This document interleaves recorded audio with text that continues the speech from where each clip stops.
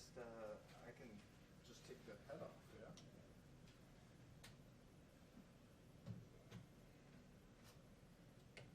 Not today, no, it's very windy. Yeah,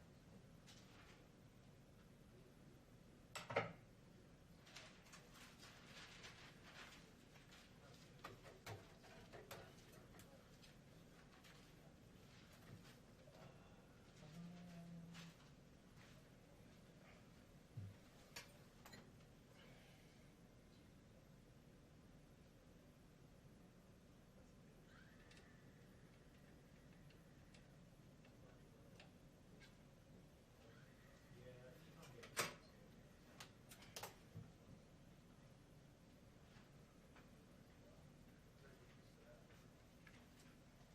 well, just work.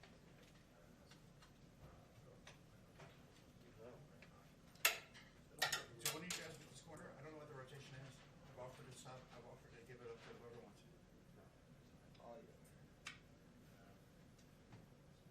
You've got to take seriously. I thought this was handled 3 hours ago, and I asked everyone if it was okay. We okay with full time?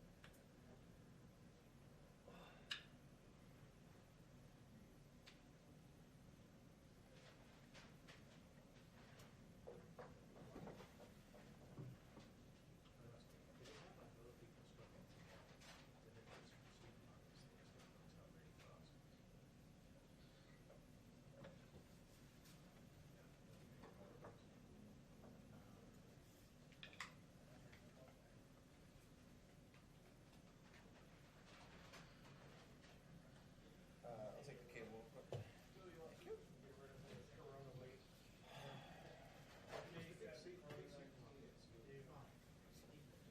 Last couple days, it's the local.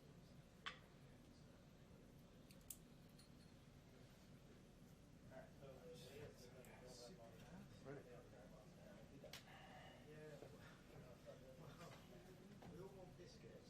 We all want biscuits. Let me look for it, I guess.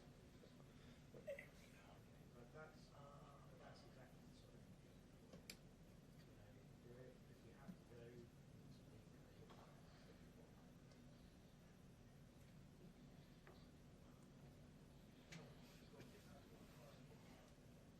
Yeah, of course.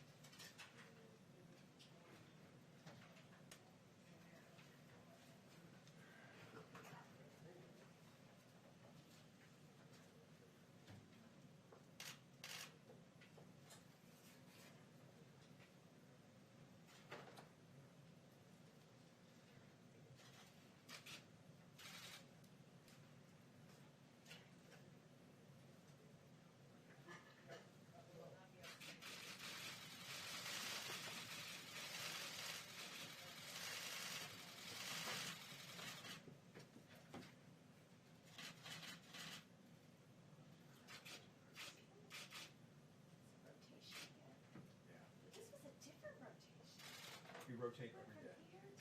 No, but this was a different cycle than you did before. Because usually you go that way, and this is a flip. Flip. In our group, we're flipping. Ours was now that they had the person that was testing, so we're flipping again. Keeping you on your toes. Yeah, because this is not normal rotation. Can't get too Okay. comfortable. Watch this carefully.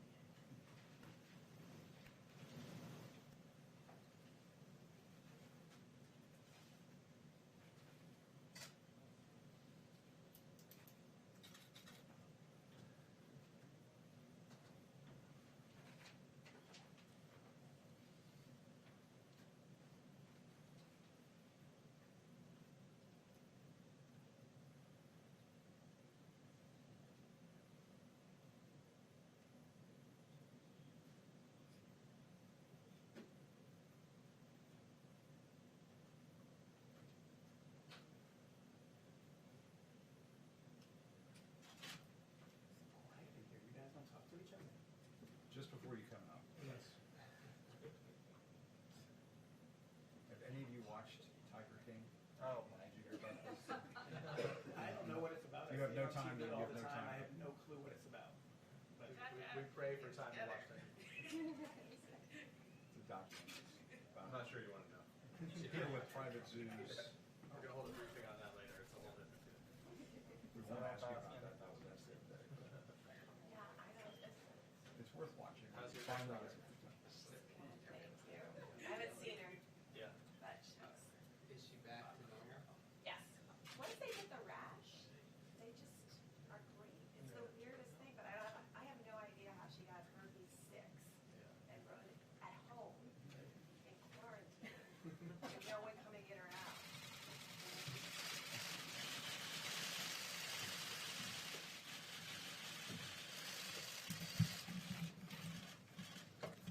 Thank you very much, everybody, and good afternoon. Today is Good Friday, and this Sunday, millions of Christians celebrate Easter and the resurrection of Jesus Christ. At this holy time, we pray that God will heal the sick and comfort the heartbroken and bless our heroes. As American families look forward to Easter, we're reminded that our story ends not in despair, but in triumph and renewal. Very appropriate, isn't it? I'd like to provide Americans an update on our ongoing efforts in the war against the invisible enemy. Before I do that, I'll have a couple of notes. The United States, in discussions last night with Mexico, Saudi Arabia, Russia, and in dealing with OPEC nations, we are trying to get Mexico, as the expression goes, over the barrel. And Mexico is committing to do 100,000 fewer barrels. The President and I spoke last night. We have a great relationship, great friendship. They're helping us very much at the border. They have 27,000 soldiers, Mexican soldiers, on our border right now, stopping people from coming into our country as our wall goes up. We're up to about 168 miles of wall. And in speaking with the president, they have a limit. The OPEC nations have agreed to a different limit, reduction of about 23%. So what I thought I would do, and I don't know that it's going to be accepted, we'll find out. The United States will help Mexico along, and they'll reimburse us sometime at a later date when they're prepared to do so. And we had a great conversation, but we'll find out how that all works out. As you know, they're trying to get rid of the glut of oil. There's a tremendous glut of oil, and we don't want anything to hurt our incredible industry. We're actually the largest producer in the world now, so we don't want anything to hurt those jobs, those great jobs in Texas and North Dakota and Oklahoma and everywhere. We have a tremendous energy, New Mexico, tremendous energy business, and we want to keep those jobs. So we're working on it. I think eventually it's going to work out. May work out quicker than what most people thought possible, and maybe it won't, but it'll work out eventually. Our experts are monitoring the data from every part of our country having to do with the topic that we're here to discuss. in the midst of grief and pain, we're seeing clear signs that our aggressive strategy is saving countless lives. Tremendous progress is being made, although when you look at some of the numbers, I just spoke with Governor Cuomo, we had a good talk.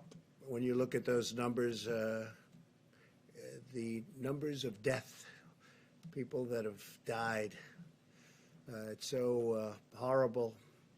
Now, on the other side, you have the numbers of beds being used, we were just saying, are substantially reduced. That's usually the sign that it's heading in the downward curve. So New York, we know where that is. But in the midst of all this grief and this pain, we're seeing these signs, and we're seeing them very strongly. And a lot of that has to do with the aggressive strategy in saving so many lives. We're saving so many lives compared to what it could have been. So nobody knows what the number is, but we had a number of 100,000 lives. As many as that is, it's impossible to even think of it. And that was the low end, with a tremendous amount of work and a tremendous amount of, you can call it many different things. Our people had to be extremely strong and brave to be able to put up with what they've put up with. But the minimum, if you did this, social distancing, and every other aspect, and I think I can say 90%, maybe even more than that, we're able to do it. The minimum number was 100,000 lives, and I think we'll be substantially under that number. Hard to believe that if you had 60,000, you can never be happy, but that's a lot fewer than we were originally told and thinking. So they said between 100 and 220,000 lives on the minimum side, and then up to 2.2 million lives if we didn't do anything. But it showed a just tremendous resolve by the people of this country. So we'll see what it ends up being, but it looks like we're headed to a number substantially below the 100,000. That would be the low mark. And I hope that bears out. The situation in Detroit and New Orleans appears to be stabilizing. Detroit is really started to go up, and now it is stabilizing, and New Orleans is a great place. I have so many friends there, they can't believe what's happening, but it's really stabilized. I spoke with the governor of Louisiana, and as you know, we're building them additional beds right now, the Army Corps of Engineers and FEMA, and that is going to be done, and I hope they're not going to be very well used, because I think they've really, I don't think they're going to need them, or certainly not very many of them. We built them a big hospital of 1,000 beds, and now we're in the midst of doing another 1,000. I don't think they're going to be using very many of them, and that's a good thing. There was a time 2 weeks ago when we said that's not going to be nearly enough. We're going to have to build more, but we wanted to wait to see, and I'm glad we waited. It just looks like they're doing really well. Louisiana and the state of Michigan is doing really much better than we thought. In Washington State, we've made enough progress that the governor is now able to return an Army field hospital, so we're going to take that hospital. We don't think we need any more hospitals. We built thousands of beds all over the country, and we think we're probably not going to need that hospital anyway. If we do, we're ready to move it to a different location. In New York, we're seeing hospital admissions declining very substantially, as I said, and nationwide the number of new cases per day is flattening substantially, suggesting that we are near the peak and our comprehensive strategy is working. Over time, our guidelines to slow the spread are decreasing the rate of new cases very substantially, and will result in fewer hospital admissions, and we're seeing that. It's incredible. I think with no exceptions, it's looking like it's lower. And again, that's because of the people doing what they had to do, great people, and working with elected representatives and the doctors, the nurses, and everybody. I mean, just everybody. So everybody so has been so amazing. I was told this morning again, please mention all of those people working in the grocery stores, and it's true. the checkouts and the clerks and the people that are really, and a number of those people have become infected. So we want to thank them and a shout out to them. With the tireless devotion of American doctors and nurses and all of the medical people, we've kept our fatality rate very, very low compared to other countries. My administration's closely monitoring the data on the virus's impact on our cherished African American communities because they've been hit hard. And the Surgeon General will be sharing more of that information right after we're finished here. He'll be coming up and saying exactly what's happening because it's really, it's very troublesome, I will tell you that. I'd also like to provide clarity on the important point for many Americans on elective surgeries. Well, we've asked hospitals to cancel surgeries and procedures that do not take place at this time, just not to do them now. The choice to delay any treatment still remains between the patient and their doctor. We're not advising Americans to postpone medical treatment that their doctor believes should occur now. So it's different kinds of surgery, obviously. But we're really getting to the point where you can start to think about doing that surgery if necessary pretty soon, I think pretty soon. Yesterday, I directed Secretary of Agriculture Sonny Perdue to expedite aid to American farmers. And Secretary Perdue will be using all of the tools at his disposal to develop a program and very quickly of at least $16 billion to provide relief for farmers, ranchers, and producers impacted by the coronavirus. In this time of crisis, we must keep our supply chains moving from the beginning, right from beginning to end, and we're committed to supporting the amazing men and women who produce supply. I did last night a statement on social media, and I said, I have directed Secretary Sonny Perdue to expedite help to our farmers, especially to the smaller farmers who are very, very badly hurting right now.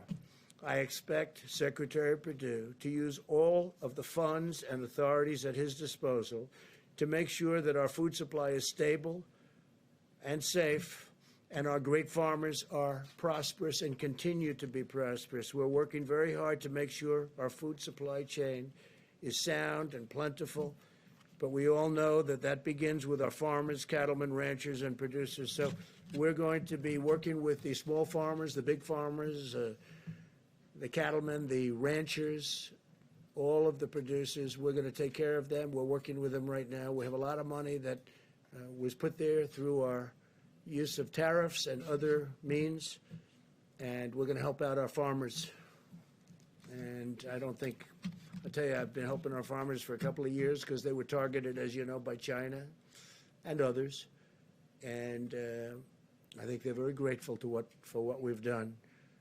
On the medical front, the FDA has issued 47 emergency use authorizations for advancements in testing, new ventilator designs, innovations in personal protective equipment, and experimental medicines, and Dr. Hahn's going to be talking about that.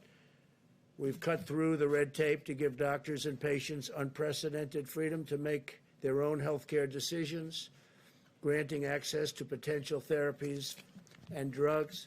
Since Monday, we've deployed 2 major shipments of hydroxychloroquine from our national stockpile. It's going to various cities. And we are also disposing and getting, as quickly as we can, portions of it to the Department of Veterans Affairs and the Department of Defense. And speaking of the Department of Defense, they're going to be sending us 10 million N95 masks that they had. And we're in great shape in every way. We're in great shape with ventilators. We're in great shape with protective clothing. We have additional plane loads coming in, but we're not getting any calls from governors at this moment. I can speak, I think, for Vice President Pence, who'll be talking in a little while. We're getting very few calls from governors or anybody else needing anything. They're in great shape for the surge that's coming in certain areas in particular. And that's a good job. You've done a great job on that, Mike, really a great job. I appreciate it. The whole country appreciates it. More than 2 million coronavirus tests have now been completed and we're conducting approximately 100,000 more every day. We're also working to bring blood-based serology tests to the market as quickly as possible so that Americans can determine whether or not they have already had the virus and potentially have immunity. They have immunity if they've had the virus. A lot of them don't even know if they've had it. Sometimes it's brutal. You see the Prime Minister seems to be doing well now, I hope. He had a rough go of it and still is, but he's doing better. And then some people don't even know they had it. It could be sniffles. It could be they don't feel perfect, but they've had it. And they're the lucky ones. The NIH, CDC, and FDA are currently validating these antibody tests to ensure that they're accurate, and they're doing that at breakneck speed. I think we can say that, Doctor, and we're going to get them approved very quickly. Dr. Hahn. When validated, we're confident that the production will scale up to tens of millions of tests very quickly. We're leading the world now in testing by far, and we're going to keep it that way.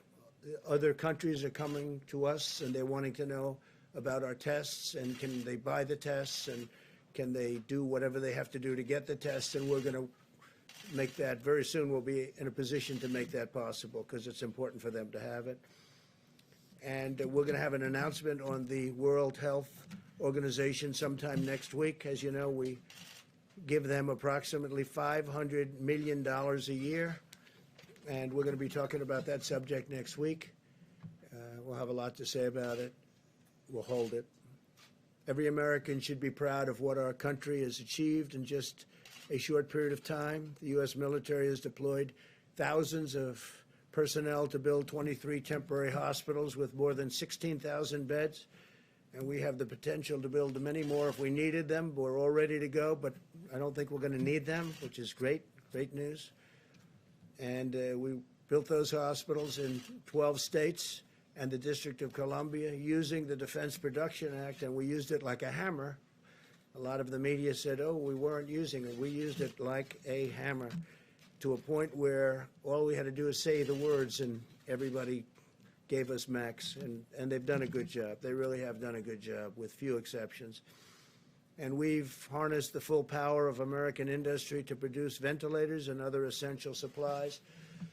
Right now, we're making thousands of ventilators, many of which we won't need, but we'll use them in our stockpile, and we'll build that up. We'll also help build up the stockpiles, which they should have had in the states. And so we're working with governors on that, and we'll also help other countries. There are countries that are calling us for help. They need ventilators, and they're in no position to build ventilators. We are. We have Ford and General Motors, and many companies are building ventilators. So we're going to be helping at a not too distant point. We're going to be helping quite a few of the countries. Now, we've launched Project Airbridge to deliver nearly 300 million pieces of personal protective equipment from and around the globe. We're also shipping out 60 sterilization systems to 10 different cities that can each sterilize up to 80,000 masks each day, and I'm even hearing it can go up to 120,000 masks a day, certain equipment with certain additions. It's a company in Ohio that makes it. It's a great company, great. I hear it's a great product, works very well. I asked that question. I said, how come we have to buy so many masks? Why can't we sterilize the masks that are being used? And the answer was you can. In this case, they say up to 20 times. So we can take a mask, certain types of masks, the N95s in particular, and we can sterilize them, make them very clean up to 20 times. That's a great thing. In addition, we passed the largest emergency economic relief package in American history to save the U.S. economy and protect the American worker. As you know, this past week, which was 4 active days on the stock market, Good Friday today is not included. The markets are closed. In 4 days, we had the biggest stock market increase that we've had in 50 years. That tells you that there's a pent-up demand. That tells you they want to get back. There's something good going to happen. I really believe that. There's something very good going to happen. We have to get back.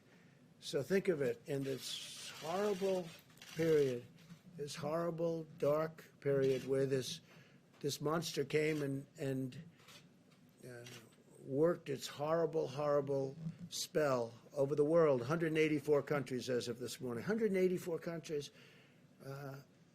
We've done well, and I guess the market thinks we've done well because we had the biggest stock market increase without one day. We're talking 4 days instead of 5 that we've had in 50 years. 50 years. Think of that. More than 50 years, actually. In short, the American people have launched the greatest mobilization of our society since World War II, deploying every scientific, governmental, medical, and military resource to defeat the virus. So I want to just start then with, we're going to answer questions later. We'll have time. I think we have a lot of time today. A lot of people are off, as they should be, Good Friday. So I'll stick around. We'll answer questions later. I want to start with Deborah Birx, please, Dr. Birx, and you can go over some of the numbers we just looked at, and that'd be great. Thank you very much, Deborah. Thank you, Mr. President, and thank you for outlining how well we are doing in a series of metro areas. What also has been encouraging for those of you who are watching epidemic curves every day, and I'm sure you are, and watching them in log phase, because that's how epidemiologists like to look at their curves, you can see for the first time that in the United States we're starting to level on the logarithmic phase like Italy did about a week ago. And so this gives us great heart that not only in specific places, but we're starting to see that change. Obviously, a lot of that is driven by the improvement in New York City. Remember, for a long time, they were over 50% of our cases and 50% of our new cases. That has dramatically changed because of the impact of what the citizens of New York and New Jersey and across Connecticut and now Rhode Island are doing to really change the course of this pandemic and really change the trajectory of new cases. We're seeing that what many states and metro areas were experienced as twofold and fourfold increases that went to twofold, that now those are going to 8 days between the doubling rate. Watching this every day gives us hope across these metro areas from New York and New Jersey and all through Denver and, of course, through New Orleans.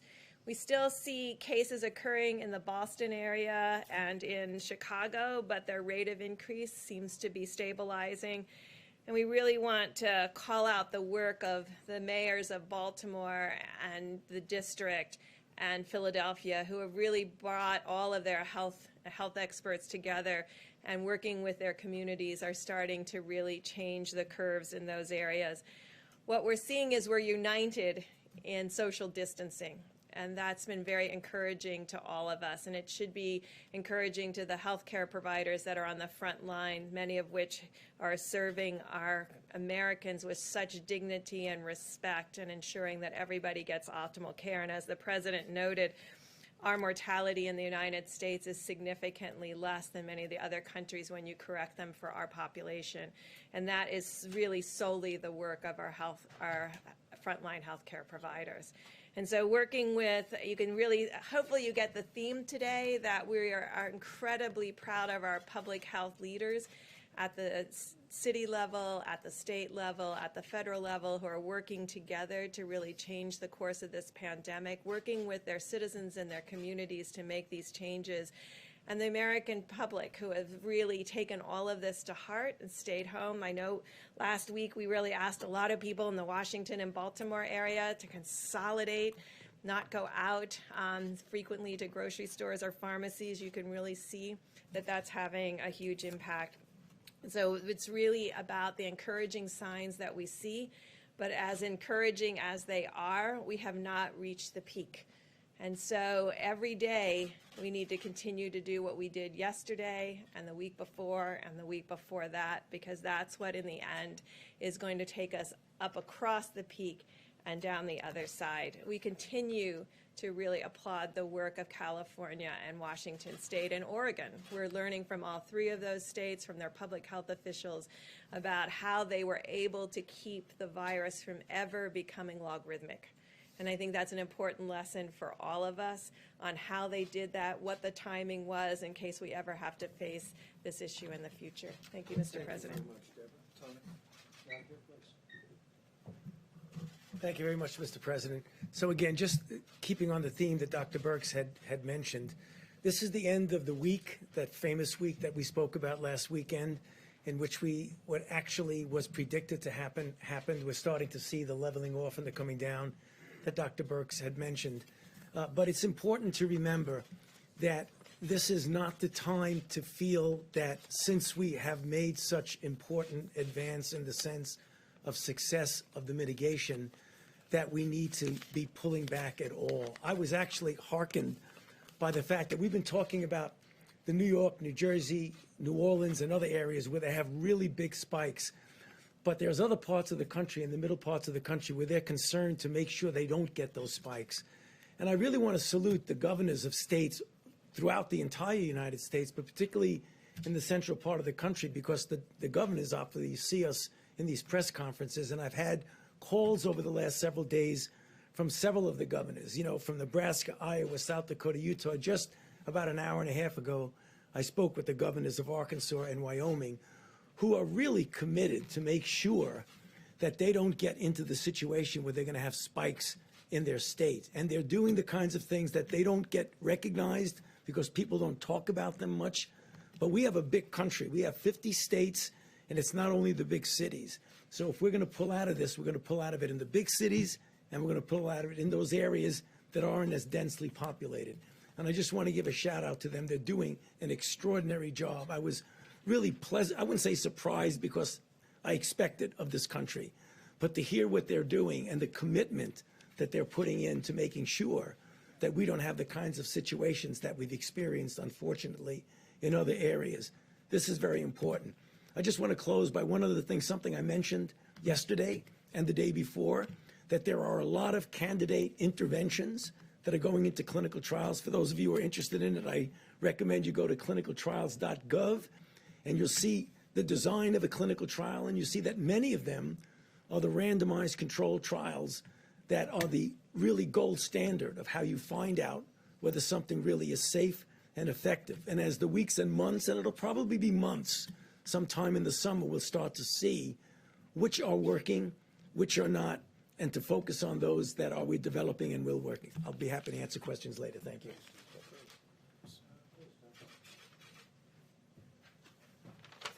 Thank you, Mr. President. The White House Task Force has been very focused on increasing the supply of personal protective equipment for our great providers. I was one of those providers a few months ago, and I can tell you nothing is more important than making sure they have what they need. So in order to increase the supply of N95 masks, FDA has worked with industry and has now authorized 2 companies who will supply machines to sterilize N95 masks. Admiral Polovchek and FEMA are purchasing on behalf of U.S. government 60 sterilization machines, as mentioned by the President, and they will be positioned around the country to increase the amount of supply of N95 masks. Each machine will be able to sterilize 80,000 N95 masks per day, and we hope to actually increase that further. The Vice President and the White House Task Force challenged us yesterday, and we responded as a team. FDA issued revised guidance regarding the laundering of gowns, because gowns are another issue in terms of supply that we're looking forward on. This is not something that normally happens around the country, but issued this guidance. It's on our website now at FDA. So there's information about how hospitals can do that to increase the supply. We've heard concerns that maybe hospitals might not want to do that because of regulations, and I can happy to tell you that Administrator Verma and I have worked on this. Certified providers and suppliers who follow FDA guidance as posted on the website will be compliant with Medicare and Medicaid requirements. And then finally, last week, FDA provided guidance to manufacturers on manufacturing specifications for cloth gowns. This is another attempt to increase the number of gowns. Typically, it's plastic or other types of materials. And this guidance, if followed, can be used by manufacturers to actually make these gowns, and no further regulatory red tape will be necessary. They can go into circulation. Thank you.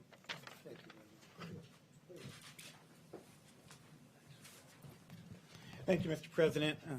Good afternoon, everyone. I started off the week talking about the challenges that lie ahead, and I want to finish the week just by reiterating what you've heard. Mitigation works. It definitively and quantitatively is working, and I want to say thank you to America for your efforts to help flatten the curve and to save lives. But at the President's direction, yesterday I met with 2,000 Hispanic leaders from their communities, and today the Vice President led a phone call that I was on with hundreds of African American leaders, including the Reverend Jesse Jackson, including Derek Johnson of the NAACP, including the National Medical Association and the Black Nurses Association, to talk about some of the alarming trends we're observing regarding the impact of COVID-19 on communities of color. And you've heard the stats in New York City. Hispanics represent the majority of deaths. In Milwaukee County, blacks are 25% of the population, but almost 50% of the cases and 75% of the deaths. So what's going on? Well, it's alarming, but it's not surprising that people of color have a greater burden of chronic health conditions. African Americans and Native Americans develop high blood pressure at much younger ages. It's less likely to be under control and does greater harm to their organs. Puerto Ricans have higher rates of asthma, and black boys are 3 times as likely to die of asthma as their white counterparts. As a matter of fact, I've been carrying around an inhaler in my pocket for 40 years out of fear of having a fatal asthma attack. And I hope that showing you this inhaler shows little kids with asthma all across the country that they can grow up to be Surgeon General one day. But I more immediately share it so that everyone knows it doesn't matter if you look fit, if you look young, you are still at risk for getting and spreading and dying from coronavirus.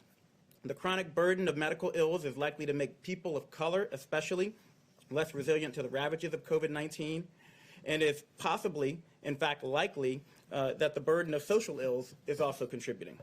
Social distancing and teleworking, we know, are critical, and you've heard Dr. Birx and Dr. Fauci talk about how they prevent the spread of coronavirus, yet only 1 in 5 African Americans and 1 in 6 Hispanics has a job that lets them work from home.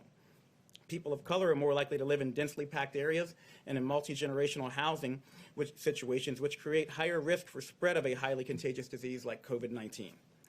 We tell people to wash their hands, but a study showed 30% of the homes on Navajo Nation don't have running water. So how are they going to do that? In summary, people of color experience both more likely exposure to COVID-19 and increased complications from it. But let me be crystal clear. We do not think people of color are biologically or genetically predisposed to get COVID-19. There is nothing inherently wrong with you, but they are socially predisposed to coronavirus exposure and to have a higher incidence of the very diseases that put you at risk for severe complications of coronavirus. But as the Vice President shared on the call this morning, this history, and I want you to hear me say this, it does not have to be our nation's future. We're taking steps now in the midst of the COVID-19 pandemic to reach, protect, and strengthen all communities impacted by this disease, and especially our communities of color. More details will be forthcoming, but we are actively working, as the Vice President and the CDC Director laid out today, data collection, targeted outreach to communities of color, and increasing financial, employment, education, housing, social, and health supports so that everybody has an equal chance to be healthy. And I want to close by saying that while your state and local health departments and those of us in public service are working day and night to help stop the spread of COVID-19 and to protect you regardless of your color, your creed, or your geography, I need you to know you are not helpless. And it's even more important that in communities of color, we adhere to the task force guidelines to slow the spread. Stay at home if possible. If you must go out, maintain 6 feet of distance between you and everyone else, and wear a mask if you're going to be within 6 feet of others. Wash your hands more often than you ever dreamed possible. Avoid alcohol, tobacco, and drugs. And call your friends and family. Check in on your mother. She wants to hear from you right now. And speaking of mothers, we need you to do this, if not for yourself, then for your abuela. Do it for your granddaddy. Do it for your big mama. Do it for your pop-pop.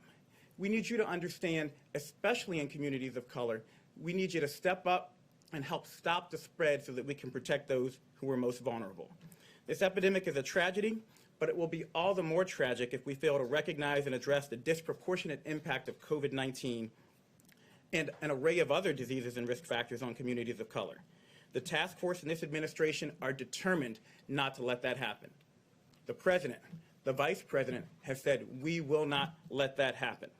We can't fix these issues overnight, but I promise you we will work with your communities to quickly and meaningfully move the needle in the right direction. nothing less than the fate of our families and friends. My family and friends depends on it. Thank you very much, Richard. Thank you. Mike, please. Thank you, Mr. President.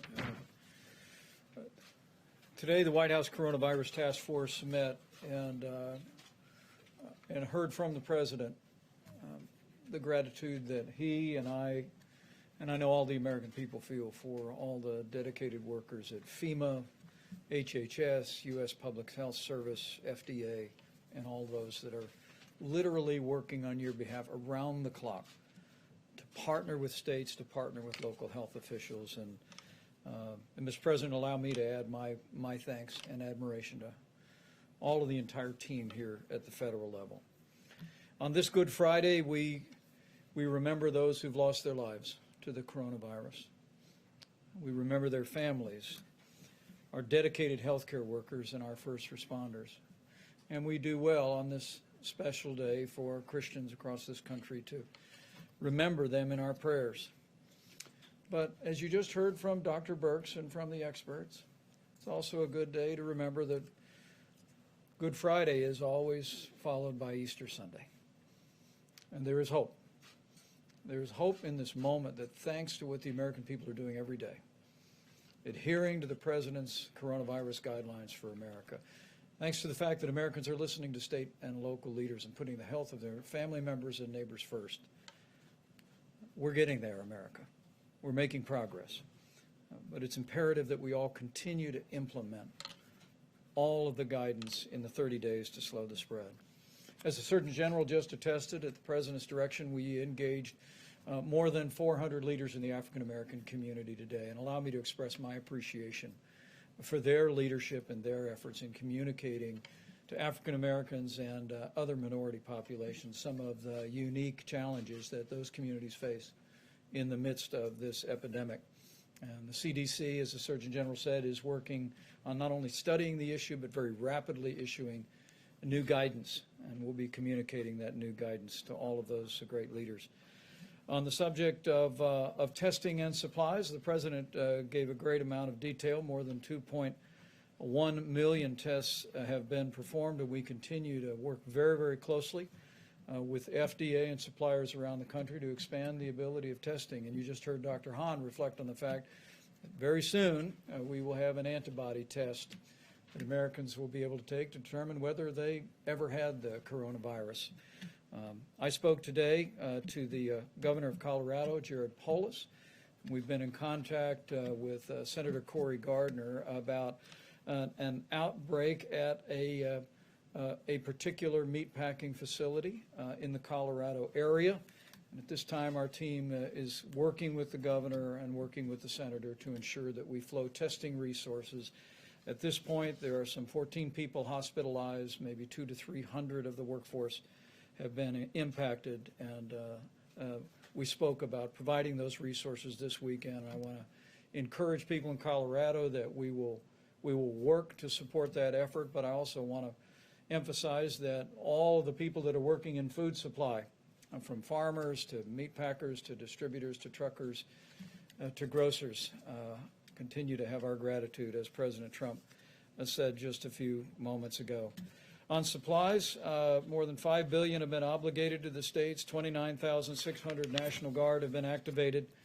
And at the President's direction, more than 4,700 active duty military personnel have been deployed, medical military personnel in 9 states, focusing on the areas of most significant epidemic. Airbridge, 26 flights have been completed. 4 flights are scheduled to arrive today, bringing 250,000 gowns, 25 million pairs of gloves. 54 more flights are scheduled, literally bringing in supplies from around the world. Finally, let me say, as we go into this very special weekend, into Easter services, I know I speak on behalf of the President when I say how grateful we are to all of the churches that have been there, and their ministries have been working under great difficulty to continue to provide for the needs of your members. There have been food drives, there have been phone calls, and ministry has continued, and we are grateful for the role on this holy week that our churches, our synagogues, and all of our houses of worship have played. On their behalf, allow me to remind you that even if you're not in the pew this Easter Sunday, if you are able, it's still a good idea to give, because those ministries continue to go forward, and we encourage you. We encourage you to continue to support them. We also want to say very respectfully to all the church communities around this country and all the places of worship to continue to heed the guidelines issued in the President's coronavirus guidelines for America. We know it's difficult in this time of year, particularly, Mr. President, to avoid gatherings of more than 10, but we're grateful that so many churches, synagogues, and places of worship have done just that, and we urge you to continue to do it. And to my Christian brothers and sisters across the country, let me encourage you with the words. We should all remember that Jesus said, wherever two or more are gathered, there he is also. And so you can worship, you can celebrate Easter, and know that you'll be blessed in so doing, and you'll be serving the nation. Thank you, Mr. President. Great job, thank you. Okay, it's Good Friday, let's be nice. Okay, let's be real nice. Yeah, please, go ahead. Thanks, Mr. President. Can you clarify a little bit what the U.S. offered to Mexico in order to agree to that oil deal? And then also go into detail about what you spoke about on oil with President Putin this morning. So all of the OPEC nations met, and others, and they're all agreeing to cut back because there's a tremendous glut. We're filling up our strategic reserves. We don't even have room to store it. In fact, they're using ships to store oil. There's never been anything like this. It was being overproduced to start off with, and then you had the virus, and that took off 40% right there. So we have, there's a glut of oil like nobody's ever seen before. It's good in many ways, and depending on where you are, who you are, it's bad. We have a tremendous energy business with hundreds of thousands of jobs. We're doing great. Number one in the world. So they all got together, and they said, we're going to cut it because we have to get rid of this tremendous supply. Now, the good news is gasoline prices, I'm seeing 90 cents, 85 cents in different parts of the country a gallon. Nobody's ever seen that. I guess you have to go back to the 1950s where they had the big, large dollar bills. Remember? You don't remember. You're too young. But the fact that you have to go back a long ways to see it. So there's some good. The airlines are trying to come back. Having low fuel costs is good for them, and other reasons. Steel manufacturing, but a lot of the steel goes to building what we do for the oil and engineering firms. So, that's a double-edged sword. But we want to keep our energy. We want to remain independent. We will remain independent, I think, regardless. But we want to get rid of this tremendous overflow. There's no place to even store it. So the OPEC nations met. They've been meeting. And, I've hated OPEC over the years, absolutely hated them. But obviously it broke down. And we potentially have years' worth of supply, a long time before it ever can catch up, even if they do reduce it. And they agreed, but Mexico didn't agree. It was one of the few countries that didn't agree. This is OPEC plus. These are OPEC plus countries outside, you understand? Yes. And Mexico didn't agree. And I understand the president very well. He has a level when he came in, and he wanted to keep it at that level. Oil is important for Mexico. The problem is, and I explained it very strongly, you're going to be selling it for $5 or $10 a barrel, so in the end it's bad. But he did have some political difficulty with it, frankly, and I understand that too. And it's a small amount for us. It's a large amount for Mexico, but it's a very small amount for the United States, being the biggest producer. So I agreed to pick up some of the slack. So he was going to reduce it by 100,000 barrels, reduce his output by 100,000 barrels. And I was going to pick up the slack, and they would make it up to us at a later date. They would make up what we're doing at a later date. It could be in a different form. And I don't know whether or not that's going to be, for Mexico it was acceptable. I don't know whether or not that's going to be acceptable to the other oil-producing nations. We'll find out. But it's something that would certainly be acceptable to me to get it over the back. So Mexico is going to reduce by 100,000 barrels. And that would mean that they're 250 to 300 barrels short. We'd make up the difference. They would reimburse us at a later date. Okay? You mean make up the difference by cutting U.S. production? By cutting some U.S. production. Now, the U.S. production's already been cut because we're a market-driven economy, and oil is very market-driven. They've been cutting oil all over the place. We're cutting it back. And what does it mean, really? It means we have it in the ground, we can use it. Now, we have a lot of ground with a lot of oil in it. I think we're number one in that, too. We're probably number one, especially with ANWR. As you know, I got ANWR approved in Alaska. That's one of the biggest finds anywhere in the world. So when you add it all up, I think we're probably number one, even in what we have under. We're very lucky. We grew up in a land that was rich in a lot of ways, but it's also rich because it has a lot of oil underneath, oil and gas. And as you know, natural gas, LNG, is all over the country now at a very low price. And our carbon, our atmosphere, the level of environmental cleanliness is at its all-time best right now, all-time best, because we are using a lot of natural gas. But we have many forms of energy, including some of the newer forms that people want to see us go to. We have a lot of different forms of energy. We're number one in the world. We want to keep it that way. So we're helping Mexico out. We will be reimbursed in a form sometime in the future. Mr. President, I want to ask you about the new federal projections in a moment, but first, today you tweeted the invisible enemy will soon be in full retreat. Given it's invisible, without widespread testing, how would you know? Well, I think that we're going to have it in retreat. Will it be today? No. Tomorrow? No. But it will be at a certain point in the not too distant future. It will be gone. And how do you do that without the widespread testing? Specifically, my Oh, question. we'll know because people aren't going to go to the hospital. People aren't going to get sick. You're going to know that with that. But we're going to do very substantial testing. We're doing more testing right now than any other country in the world by far. And if you'd like to have that question answered, I'll have the professional answer it. Deborah, perhaps you could come up. We are doing tremendous testing, but you'll know. You're going to know before anybody because you're going to see nobody's getting sick anymore. It will be gone, and it won't be that much longer. Go ahead. I'll ask you about the projections after. Thanks, Mr. President. Sure. Thank you, Mr. President. So the testing, I want to reemphasize about what kind of testing we're talking about. This is RNA diagnostic testing. That is the platform that was built to respond to this epidemic. It is the same platform that we utilize for HIV viral loads. And so many HIV clients have also given up their space on the machines to have these tests run for all of Americans. This assay is complicated.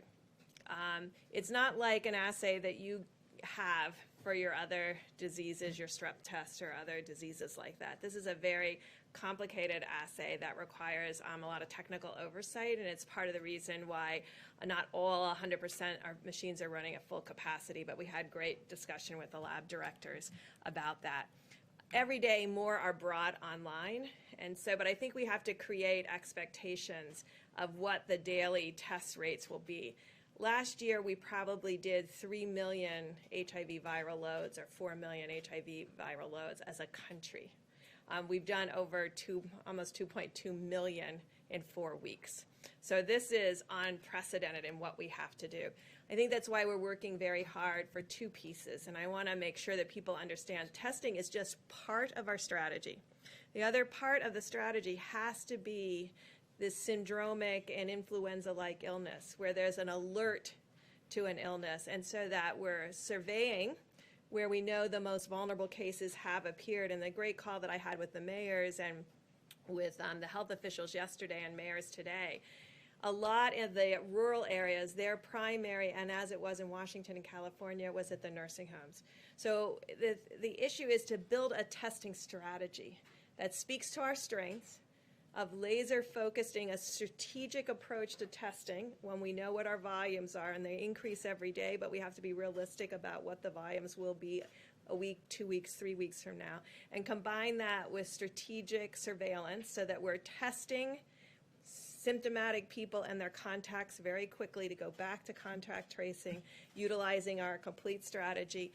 And I think we're very much interested, and it's why the president 3 weeks ago really put us on getting an antibody test. And I think I called from the podium for our university colleagues and hospitals to begin an ELISA-based test because that's a blood draw, but we really wanted a finger prick to make it easy and deployable. That's what's being worked on now. Of course, we don't want to promise until we have it, because I think we deserve that. The American people deserve that, to have a test that is efficient to let people know who's been positive for immunity. That's critical to epidemiologists and public health officials to know what the penetrance of a virus was into a community when all you're seeing are the serious cases and testing the most symptomatic. And so that's a question that we still have. Is this the tip of the iceberg? Or is this half the iceberg or 3/4 of the iceberg, what we have seen to date? And we have, I just want to complete the thought by saying in the areas where we had an outbreak, these large metros, Louisiana, Denver, Detroit, Chicago, New York, New Jersey, but per capita, we've done more tests than any other place in the world. That was intentional. We focused the test where the need was the greatest and the burden of disease the greatest. And now we're trying to really see how strategically that very valuable resource can be utilized around the countries to create a mosaic of testing combined with surveillance. Can I ask you about the new federal projections? There's new reporting today that new federal projections suggest lifting. I'd like to ask you. I'd like to ask you, if I can, about the new federal projections that suggest lifting the 30-day shelter-in-place orders would lead to a spike in infections. Have you seen those new projections from your Department of Homeland Security and HHS? I have not. When did they say this would take place? When? They said that it would take place if the 30-day shelter-in-place were to be removed. There are 3 different examples. We'll talk about that. Doctor, would you like to talk about that? Impact your thinking, though, that We those... haven't seen it. I haven't, they haven't seen it. I guess you're saying, I guess they leaked it to NBC. They didn't leak it to us. It's being reported by Nobody's others. seen it, and they're the ones that do it. It's your So administration, so I asked. It's from the HHS and DOJ. I'll circle back. we'll and find out about it. They don't know about it. So in You want to terms, say something, Seneca? First of all, Peter, I haven't seen that, so I can't quote on that. But, yeah, reported within the that's last okay, I still haven't seen it. I've been in here all day. I'm just saying what to me. I'm just telling you what I know. So what I think that they're talking about is that whenever you pull back, you would expect that you might start seeing cases. And what we've been talking about, what Dr. Birx has just mentioned, is that when you see that, that's where you want your resources to be able to very efficiently, in real time, identify, isolate, and contact trace.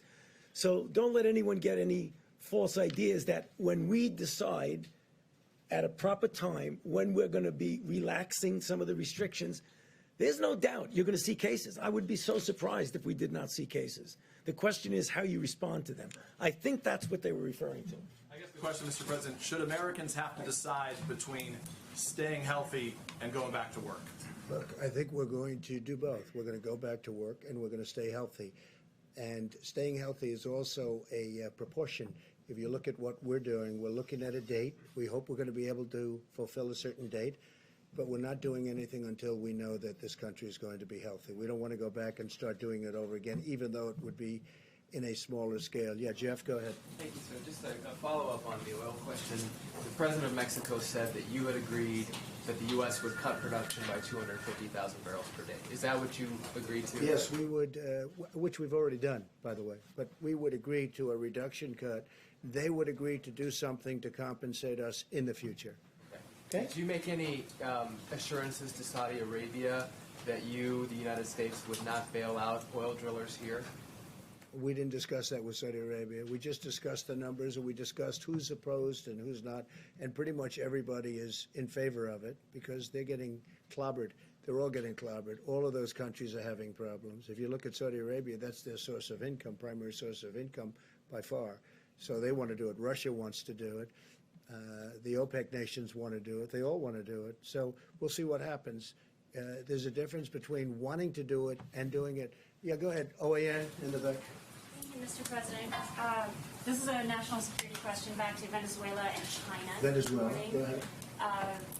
Your administration has placed a $15 million bounty on Venezuela's Nicolas Maduro. And we have news this morning that President Xi is talking with Nicolas Maduro, expressing his financial support for Maduro. So 2 questions.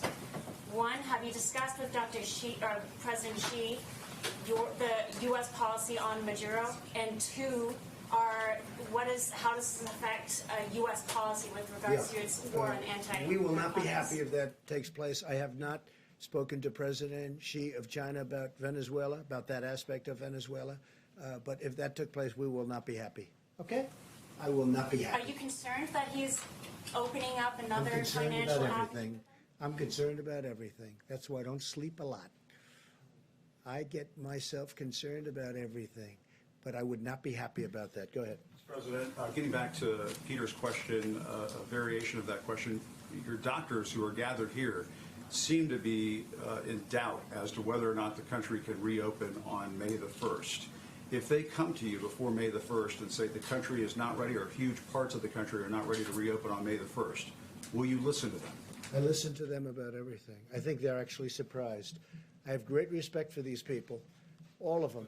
You look, and others that are working with us. I have great respect for this group. In fact, I told Tony Fauci, I said, why don't you move to New York, run against AOC, you will win easily. But he decided that he's not going to do that. Okay. I kid, by the way. You know that. Some of your allies have been bashing these doctors. Would you tell them to cut it out? I can only say this. I have tremendous respect for these people, and we've done very well. And when you look at us compared to others, we're a big nation. When you look at us compared to others, when you see how we've taken testing from a broken system that I inherited to having the best tests that anyone's made anywhere in the world, and other countries are calling us, wanting to use our technology, I have great respect for these people. I'm never saying bad about these people. If they come back to you, sir, and say, before May the 1st, we can't open on May the 1st, do you listen? I will certainly listen. I will certainly listen. You take that there advice. There are two sides. Remember, I understand the other side of the argument very well, because I look at both sides of an argument. I will listen to them very carefully, though. Please, go ahead. Thank you, Mr. President. You may have seen this, but J.P. Morgan came out with a forecast about GDP growth in the second quarter. They're saying a 40% decline in the second quarter of this year. Do your economic advisors share that view? I think my economic advisors are interested in the third quarter and really the fourth quarter. And I think we have a chance to do record fourth quarter numbers because there's a tremendous pent-up demand. And you see it this week. I mean, what reason would there be other than faith in us and in this country, faith in this group and me and our vice president and everybody, governors perhaps, you can add them into it also. What reason would that be for, in a shortened week, 4 days instead of 5, to have the biggest stock market gain in over 50 years? So I think that, to me, there's a sign. Hey, look, with all we've been down, I mean, we've never been hit. I don't know, has this country ever been hit like this? Probably not. 1917, but that was different, and it was a different time. And frankly, Europe took the brunt of it. We didn't, but it was a terrible time also. But probably never been hit like this, right? Somebody was saying, in fact, I was speaking with Governor Cuomo about it because we were in New York City, a place we love, New York State, with the World Trade Center. And that was approximately 3,000 people. Well, we've doubled that. In this same area, we've doubled that, more than double it, substantially more, and it's obviously going. We had our highest number yesterday and the day before. Okay, with all of this news, what would lead you to believe that we're going to have the best stock market week, shortened week, in 50 years? Almost broke the all-time record. You know what that is? That's a pent-up demand. Now, that's my opinion. The other thing is we're doing tremendous stimulus plans, and despite what you're reading, there's back and forth, but we are getting along with the Democrats. They want to see something happen. We have to help our workers. We have to help our small businesses. We have to help our restaurants. I think deductibility will be great for entertainment, restaurants, all of that. Look, I think with the stimulus, with the people, with what we've got going, with all of the things, we're going to be meeting with the airlines over the weekend. We have a great plan for the airlines. We've got to keep the airlines going. It's never been a great business, but it's a very vital business for the country. We're going to be meeting with Boeing. We're going to be meeting with a lot of companies that are great companies and were great companies a short while ago. I mean, we can't let anything happen to Boeing. It's, got so much potential. You talk about potential. Can anything have more potential than that? So we have a lot of very exciting things taking place. We have tremendous plans. We have tremendous stimulus. And I think we have a chance to do really well. So this quarter isn't the quarter I'm looking at. Third quarter, we start to think about it. And I think fourth quarter is going to be at a level that maybe we haven't seen before. I think our country, with the stimulus, with all that we've been through, we've learned a lot. Don't forget, we've learned about pandemics and epidemics. We've learned a tremendous amount, and with all that we've learned, as an example, we're making ventilators. We have thousands of them being delivered in the very near future. We have countries calling us, can we have ventilators? That would have been an unthinkable call. I wouldn't know what to say. They have people dying, but we needed them for ourselves. We have plenty before the surge. In New York, they need far fewer hospital rooms or far fewer hospital beds in particular than we thought. And I have to say, Dr. Birx told me that 4 weeks ago, 6 weeks ago. Remember, you said, that number's too high. We don't need that many. And based on what she said and others, we did what we had to do. We actually gave the maximum. We built Javits. We sent the ship in. We then made the ship COVID because, you know, there weren't a lot of people on the roads. You didn't have the accidents that we thought, other unrelated accidents. Nobody driving. You know, normally you have a lot of car accidents. You have a lot of motorcycle accidents. You have people going to the hospital. We didn't have that. We had almost none of it. So a lot of things have happened. I think we have a chance to be stronger than before.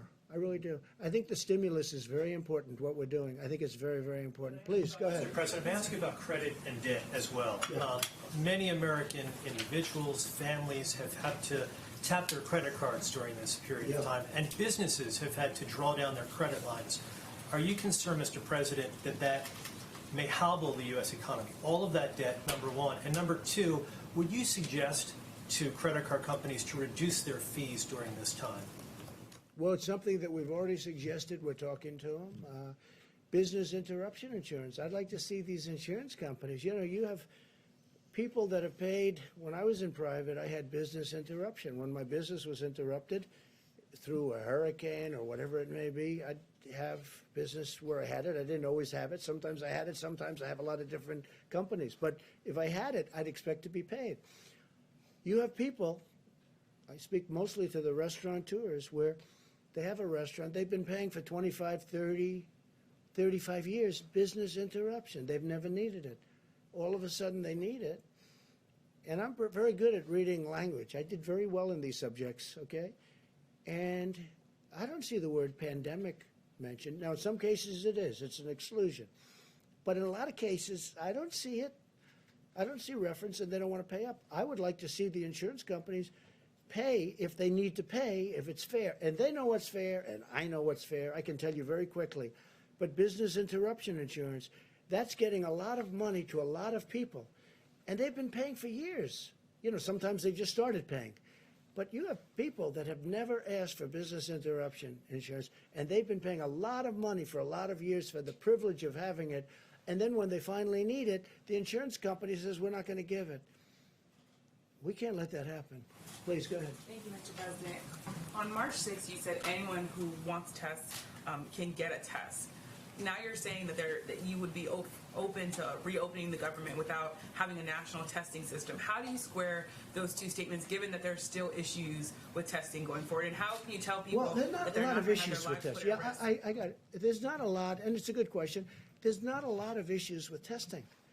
Certain sections of if we go to Iowa, we go to Nebraska, and interestingly, Idaho is very interesting because they had a few breakouts, small breakouts, but they're very, very capable states, and they're big distances, a lot of land, a lot of opening.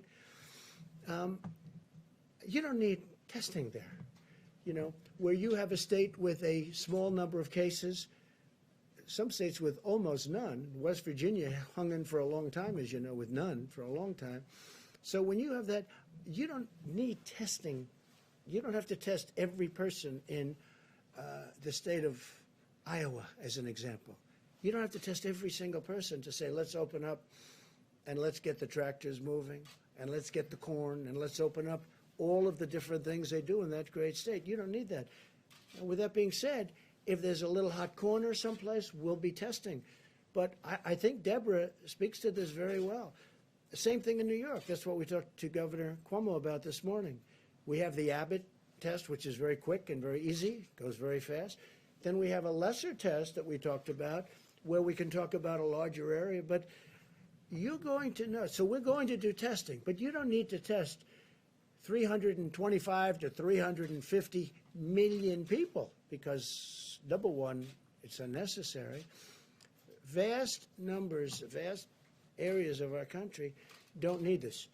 I think you agree with me on that. You just don't need it. Now, we have certain hot spots. So Louisiana's a hot spot, New York's a hot spot, Detroit's a hot spot. And then you have certain areas in certain hot spots that you have to even go more so. And we're doing all of that. Remember this, we've done more testing than any country in the world. And we have the best test. And we developed this over a very short period of time. Please. Can I ask you also about the African American disparities? Yes, I have sure. a question for you and a question for the Surgeon General. Sure. For you, Mr. President, we know that these health disparities have existed for a long time among African Americans, Latinos, and other people of color. Why did the administration possibly have a plan directed at those communities to prevent high death rates, knowing that the health disparities were there? Well, we do have a plan, and one of the things I'm most proud about is what I've been able to do for the African American community. The lowest job numbers in the history of our country. This was For the virus, excuse me, of yeah, course. just before the virus came. Well, I'm just saying, because, you know, this has been here for 3 weeks, right?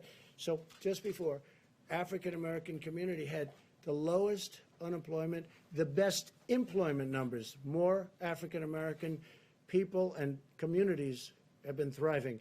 If you look at our opportunity zones and what we did, Tim Scott, who's fantastic, a fantastic senator, came to me, opportunity zones, more jobs for African Americans than ever before, better health care than they've ever had before.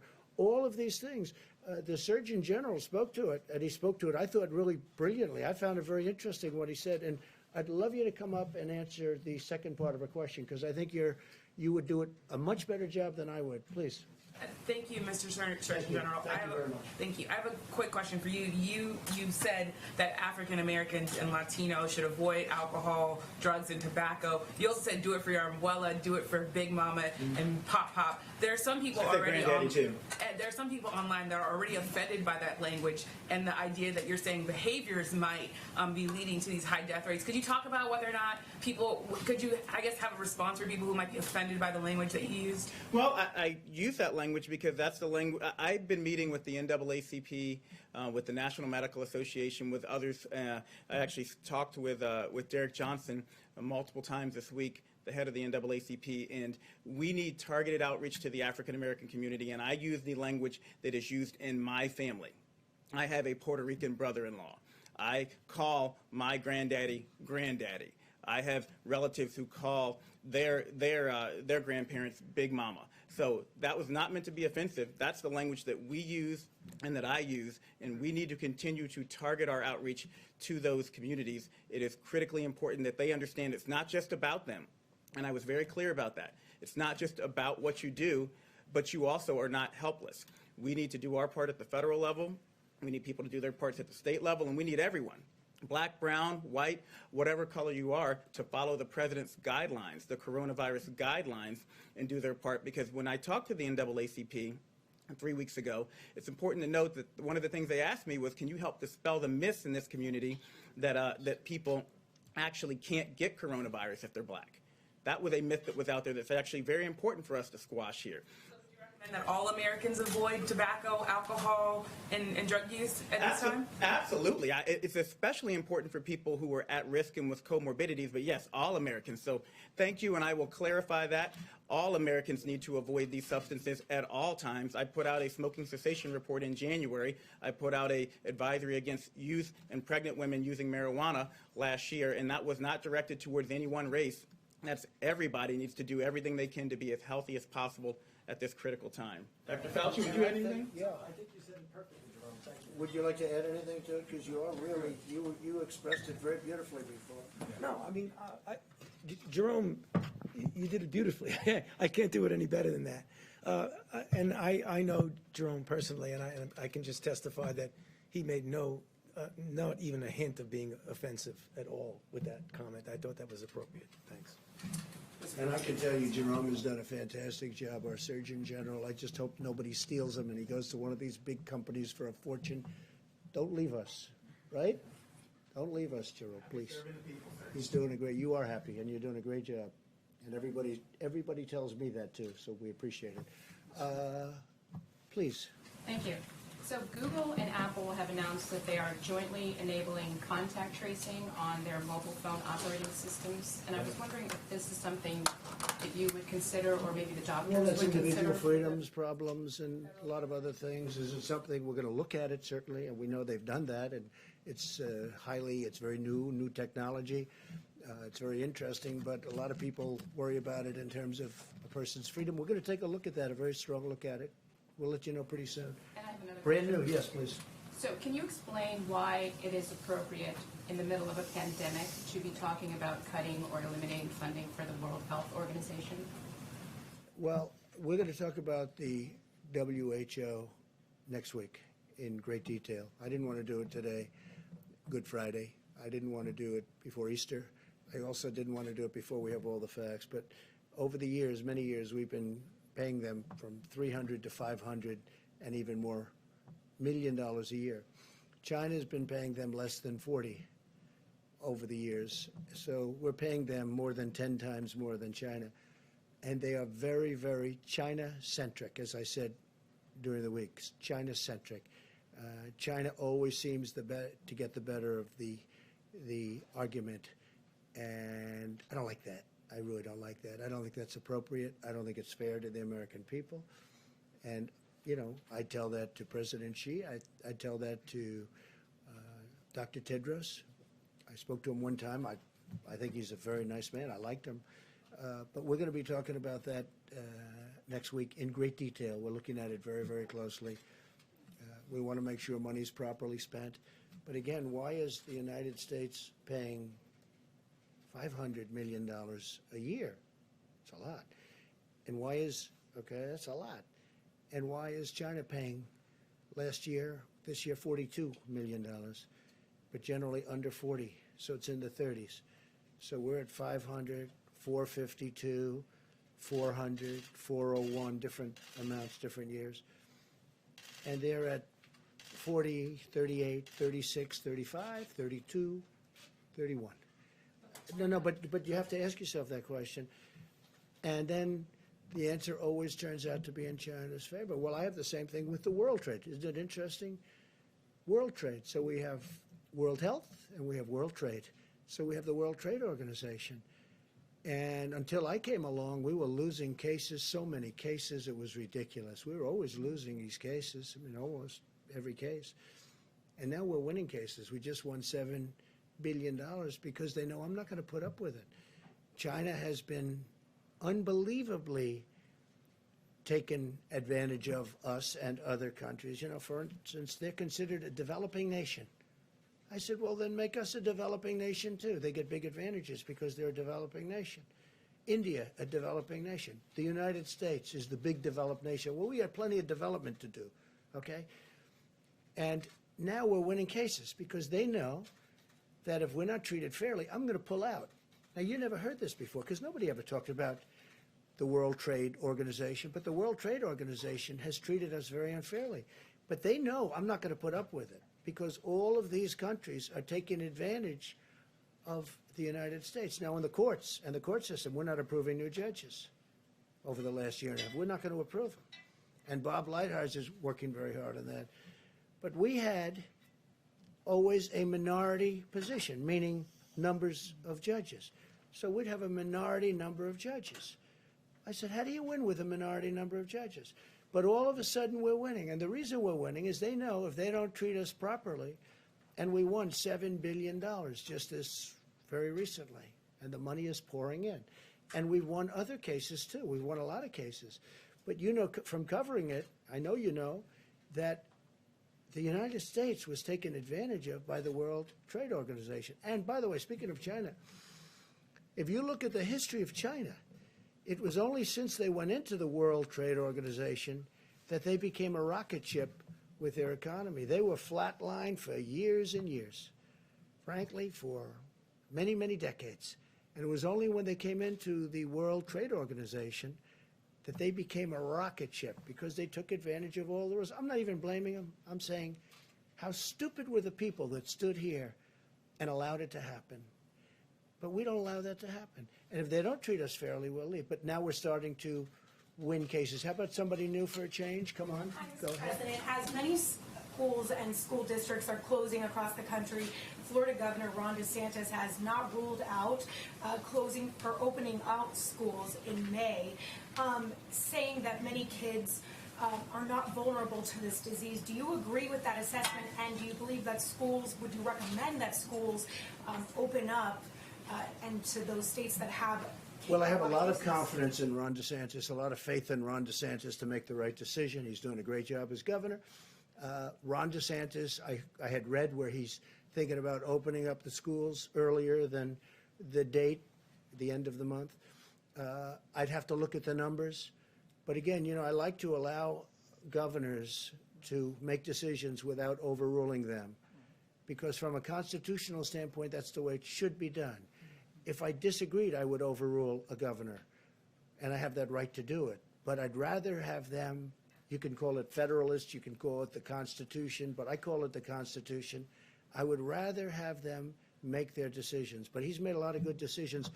And he hasn't said he's going to, but he's thinking about it. So I'll take a look at it. If I can ask a follow-up to one of the doctors, if you allow children back in the schools, wouldn't that pose a threat to spreading the virus even further to some of those vulnerable? Well, I think the answer is obvious, but if you want either, would you want to just talk about that, maybe?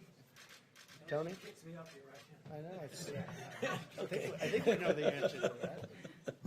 Yeah, I mean, from pure public health issues is that if you have a situation in which you don't have a real good control over an outbreak and you allow children to gather together, they likely will get infected. And if they get infected, the likelihood that they will bring the infection home. So that really is a risk. I don't know the situation at all in any detail, and I'm not specifically speaking about Florida. I'm just speaking generically about what happens when you have infections in the community and you have a congregation of people, such as in classrooms, that's a risk. Has anyone under 25 died, Dr. Fauci, in the country? Yes. The governor Yes. said that no one under 25 has died. I guess you could clarify that people under 25 can die as a result of this. Maybe in Florida they have. Yeah, I'm not sure. Again, In the country. Okay, let's do that because I don't want to have to be answering for a particular state. Yes, people under 25 have died of coronavirus disease in the United States of America. If you reopen the country in May and there's a new outbreak or a spike in infections, are you open to the idea of shutting the country down again?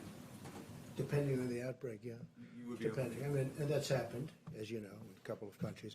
You know what I'm doing? I'm watching other countries. In many cases, they're ahead of us from the standpoint that it attacked them before us. It hit them first. And I'm watching what's happening with respect to certain other countries, some of them obvious, some of them less obvious, and what they're doing and the success that they're having. And that's going to play a large part of the role. We're also setting up a council of very, very great doctors and business people. We're going to be announcing it on Tuesday. Of some great people. The Economic task force. There's a second task force? This is beyond economic. This is really, I call it the Opening Our Country Task Force, or Opening Our Country Council, so we don't get it confused with Mike's task force, which has done so great. And we're going to have the great business leaders, great doctors. We're going to have a great group of people. We'll probably do it by teleconference because we don't really want them traveling in for their own purposes. I don't think it would look good also, but we don't want them traveling in. So we'll do teleconference. We did one the other day with the banks, and it was very successful, the teleconference itself. And we'll be announcing names on Tuesday who's on that. And that'll play a role, but ultimately I have to make that decision. And then I'll have to make a decision. Do we close a little area that's a hot spot? I do say this, Jim, I want to get it open as soon as possible. This country was meant to be open and vibrant and great, not where people are staying and, no, I'm not, I would love to open it. I'm not determined anything. The facts are going to determine what I do. But we do want to get the country open, so important. So I'll have a task force, I'll have a council. It's going to be announced on Tuesday with names that you have a lot of respect for, a lot of great names, different businesses, different people. Bipartisan. I didn't even ask. I mean, honestly, I think it's bipartisan. The one thing I didn't ask, are you Republican or a Democrat? Hard to believe, but I didn't ask. So it would be. And I want their views on what they think. also very important different parts of the country. Because you go to the Midwest, it's different than perhaps the East Coast or the West Coast. Now, the West Coast, those numbers are really pretty amazing on the West Coast. Very interesting. So we're going to be announcing that in a very short while, probably Tuesday. Go ahead, please. Thank you, Mr. President. Government officials in Latin American and Caribbean nations, Bahamas, Cayman Islands, have been saying that U.S. authorities are blocking the shipment of PPE in certain cases, and I'm wondering if you could speak to that as well. What they're it doing, we have a tremendous force out there, naval force, and we're blocking the shipment of drugs. So maybe what they're doing is stopping ships that they want to look. We're not blocking. What we're doing is we're making sure we don't want drugs in our country, and especially with the over 160 miles of wall, it's getting very hard to get through the border. They used to drive right through the border like they owned it, and in a certain way they did. They could drive right. They had human trafficking. They had, all of a sudden they have a powerful wall up, and they're not driving through that wall. That wall is tough, and it's also loaded up with equipment, cameras and sensors and everything you can think of. On top of that, we have drones flying back and forth over it. So it's a very powerful. It's a very powerful barrier between Mexico and the United States. A lot of people, though, what they're doing now is they're trying to come in through the waterways, whether it's the Gulf or the ocean itself. And what we're doing is we're being very tough, and we're being tough because of drugs and also human trafficking. And remember, the human trafficking is mostly females. It's mostly females. It's horrible, and what we're seeing is horrible. But you have we have a human trafficking problem worldwide, the likes of which, you think of it as an ancient thing. It's not ancient. It's bigger now than it's ever been before over the last 10 years because of the Internet. The Internet made human trafficking to the extent that it is now, which is massive. The Internet made it so big. So we have a big naval force that's stopping. So maybe when you mention that, maybe their ships are getting caught. But we are stopping a lot of ships, and we're finding a lot of drugs. Yeah, please. Thank you, sir. On the additional money for small I meant you, but that's okay. Go ahead. We'll do this. Sorry. Go ahead. On the additional money for small business, apparently Treasury Secretary Mnuchin speaking with the Democrats in Congress. Yeah. Are you allowing? Are you talking about the new? The new $250 billion. Are you willing to give into the Democratic demands for additional money for hospitals, states, and cities in that interim round? I'd rather have that be in phase 4. I don't deny it. I think it's fun, but I think it should be in phase 4, and I think we should have infrastructure, and I think we should have a payroll tax moratorium, because that's something that over a period of time the workers get, sort of semi-immediately. It's over that period of time. It starts immediately, but it's over a period of time. I mean, there are a lot of people, I'm one of them, that would have liked to have seen the payroll tax cut as a permanent cut. But we should do the double-edged, meaning business, employee, payroll tax cut. So we're talking about that. And I'm certainly okay with helping the states and helping the hospitals. I just think, because, look, the hospitals need help. You see what they've gone through. And the states need help. Some states in particular need help. They need big help. I'm willing to look at that very strongly, but I like looking at it in phase 4. The 251 is actually, the plan is working out well. The banks are getting started with the distribution. They've taken thousands and thousands of applications. The numbers aren't even believable, the number of applications. They're swamped, but Bank of America and Wells Fargo, and I guess Citibank is just now kicking in. And also what nobody's talking about, the commercial banks, the community banks. Everyone's talking commercial banks. The community banks are doing tremendous volumes. And they're probably doing them faster from what I understand. I hear the community banks, frankly, are the easiest ones in terms of getting the money out. So the money is getting out. The applications are far beyond what we ever anticipated. And that's why we're going, because this is money that goes essentially to the workers. We want the businesses to hold on to their workers, because once they lose the workers, they're never opening again. It's not going to happen. Okay, in the back. Gordon Lewald from the Wall Street Journal. I wonder if you could expand a little bit on the form that Mexico would take, the reimbursements, like what form would that take? You essentially add it to the tab for the wall that you mentioned. And I have a second question, if I may. Well, there's no real cost because we're agreeing to produce a little bit less. So number one, it's staying in the ground. You have it for another day. It's actually cheaper than storing it where you take it out and you deliver it to a massive well, like the strategic reserves, our national strategic reserves, where it has to be brought there. And that's, you know, an expensive process in itself. But oil is getting to a point where, I mean, there are some areas, some people would say the water is more valuable than the oil. You never thought you were going to see that. You never thought, having covered, I know you cover it, you never thought you'd be seeing oil at $20 a barrel, but how about $10 a barrel? That you never thought you'd see. So we are looking at it very strongly. There is no real cost. I was helping I want to help Mexico out. We have a great relationship with Mexico, great relationship with the president. I really like him a lot. He's been terrific to us on the border because he stopped. You don't see the caravans coming up anymore. You don't see all the problems. When I took office, it was unbelievable what was going on. And they have been helping us a lot, and we've been helping them a lot. You know, they make product for us, they sell it to us, and it's fine. It's a good relationship. And sometimes it's a great relationship. So he could not have done any more than that. And I think there was political reasons for that for him that other nations don't have. They don't have that. You know, the nations that we're talking about, the 22 other nations that we're talking about, they just don't have that problem. So it doesn't cost us anything, and yet it's very valuable. We will be reimbursed in the future, maybe in the near future, maybe in the more distant future, but we'll be reimbursed by Mexico in a certain way, and it'll be fine.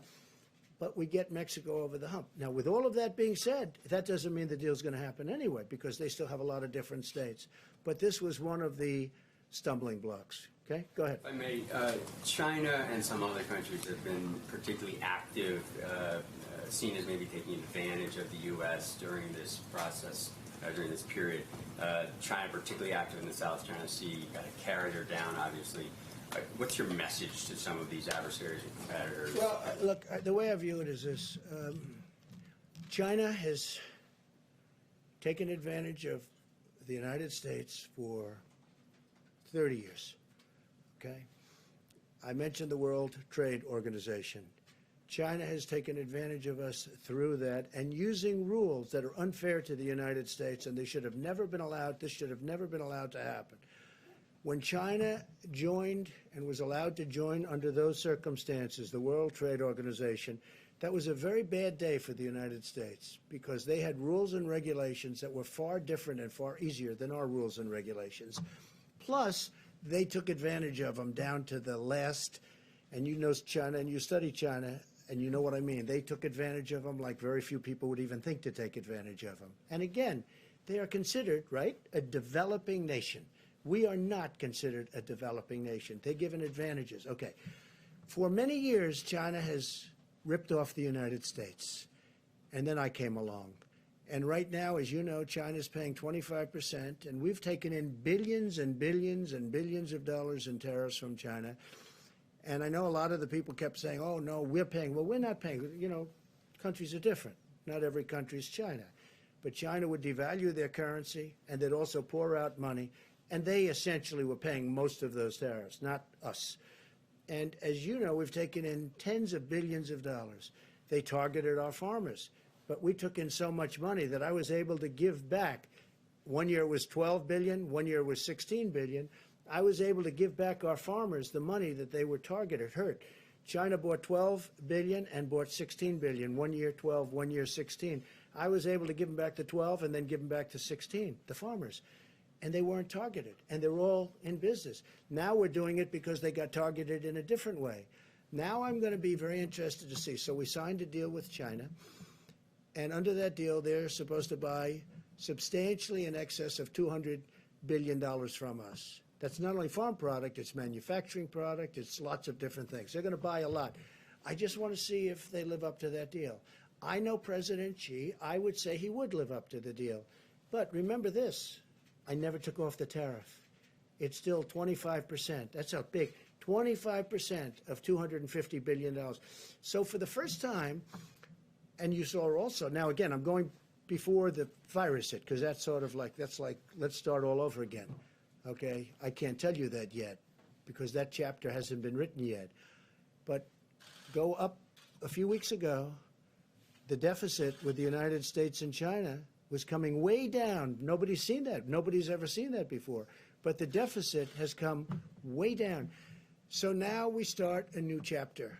And I can only tell you, if a smart person is standing where I'm standing, we're going to do very well with China. Okay? And I think I have to also say this. I think our relationship and having the relationship I have with China is a good thing. But for the first time, we're benefiting instead of being the sucker that that got taken advantage for years. Nobody. I said to China, how did this ever happen? I got to know him very well. I said to him, representatives of China at the top level, you know who I'm talking about. I say, how did this ever happen? They looked at me and they said, but nobody ever called us. We didn't have a deal. It's not like we had a bad deal. We had worse. We didn't have any deal at all. So they just took advantage. Think of it, $500 billion a year deficit. Not 500 million's a lot of money, right? It's not. Everyone thinks I made a mistake when I say 500 trillion. No, you mean 500 million. No, I said $500 billion a year deficit with China for a long time. But it was 200, it was 300, it was 400, it was 500, 556 billion, 507, $500 billion plus a year deficit with China. Now I'm charging them tariffs. And it's very interesting. A lot of people that don't want to do that, they all agreed because China has taken advantage of this country like nobody has ever taken. We have built China with the money we gave them. Now, I give them a lot of credit, okay? I give them a lot of credit. They did it. But you know what? We made it a hell of a lot easier. We gave them a fortune. Go ahead. How about you in the back? Yes. Thank you, Mr. President. I'm Deborah Saunders with the Las Vegas Review-Journal, and I'm here today as a print reporter, print board. So I'd like to ask you a question and then ask a question from one of the reporters who couldn't be here because of social Sure, go distancing. ahead. Thank you. A little louder, please. Thank you. I was wondering if you have been tested for antibodies, if you've taken the antibody Have I been test. tested for? Yes. And Not that I know of. I've had some tests. Has anybody No? else here They been tell me tested? no. I'll Has accept anybody it. else in the task force been tested for antibodies? We don't have a test. You don't have the test? That'll come out. They've just developed those tests, sort of new. Okay, good to know. So this question is from Andrew Feinberg with Newsweek. A significant amount of federal aid was made available to Boeing in the recently signed CARES Act relief package. But according to sources, Boeing executives are still planning a round of layoffs. So should Boeing or any company that accepts federal aid to stay in business during this pandemic be penalized for laying off workers after doing so? Yeah. Well, the aid hasn't been given yet, but they will be asking, in my opinion. They haven't even asked yet. Boeing has not asked for aid yet, but I think they probably will. Now, at the same time, they do have to run a company. This isn't a great time to sell airplanes. Let's not kid ourselves, okay? If you're a business person, Boeing makes airplanes. They had a big problem with one, but they make the greatest airplanes. They make the best airplanes in the world. They had the problem with one. They got it too complex. It becomes so complex. You have to be number one in your class at MIT to be able to fly it. It's a mistake. Every 2 years, they want to make it more and more. I mean, they had great success with the 737, the Boeing 737. Then all of a sudden, they do the MAX, and they say, let's make it more complicated. Let's put on different engines. Let's do this. Let's do that. It was not exactly a good decision. Bad decision. Very bad, horrible decision.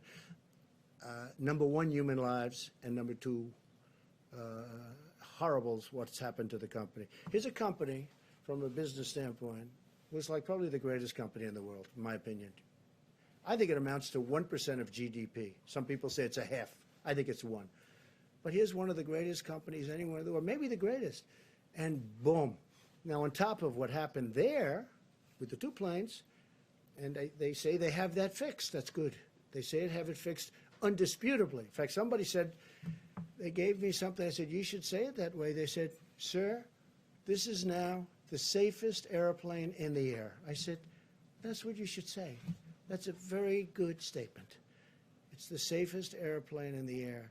That's a very good statement. You should use it. I said, by the way, you're changing the name? But whether you do or not, you should use that. But he said that. A Boeing person said to me, it's the safest airplane in the air. That's a great thing. But we know they're going to need help. Now, does that mean they're going to need help and they should keep people that they absolutely don't need? That business is a very cyclical business, like many businesses, frankly. So that determination hasn't made. They have not spoken to us yet. I think they will be. Maybe they won't need help. That'll be great. Look, Boeing made so much money. Who would have thought they could have made all of those planes that are parked all over the place? In many cases, I guess payments not made. But who would have thought they could do that and they're still a solvent company? Okay? I mean, what a tragic thing happened in numerous ways, but also economically. So when they see us, making sure that Boeing is strong again is very, very powerful and very important, and we'll do whatever is necessary to do. Please. Yeah, thank you. I have a quick one and then a longer one. First of all, have you had a chance... Should we keep this going, everybody? Huh? You're the president. Jim wants to leave. No. Keep it going for a while, yes? I mean, we have time if you want. You're not going to criticize me that the conference was too long? You know, if I leave short, yesterday I left short. It was too short. If I stay too long, they say it was too long. Someday we're going to get it just right. Okay. Should we continue? Should we continue? Yes? Well, at least answer my questions. Yeah. Okay, let's, at least for your question. Have you had a chance to speak to... Not a bad boy. Have you had a chance yet to speak to Boris Johnson since he came I have not. No, I have a call just to wish him well to his group. No, I don't want to be calling him now. I want him to get better. He's a great guy. He's become a friend of mine, a real friend of mine. You know, he has a great feeling for our country. Obviously, for his country, he loves it. He's a tremendous guy. And slightly more complicated. He's become, I think he's probably right now, he was very high to start. I think he might be 100% popularity right now. I think he's, you know, they talk about approval polls, right? You ever hear that term? I'm sure you never heard that. I hear it all the time. His approval rating must be about 300%. But he's a great guy. He was a great guy before, and I think people see what he's been through. What he's been through is incredible. And they say a big turn. So let's see what happens. Let's hope. If I may, where do you see the use of something like immunity certificates or documents or passports when we get to antibody... Something like, excuse me? Immunity certificates. Once we get to antibody testing, whether this will be a useful way... Well, I see a lot of, yeah, I see a lot of different things. We're going to be very careful for who comes into the country. Look,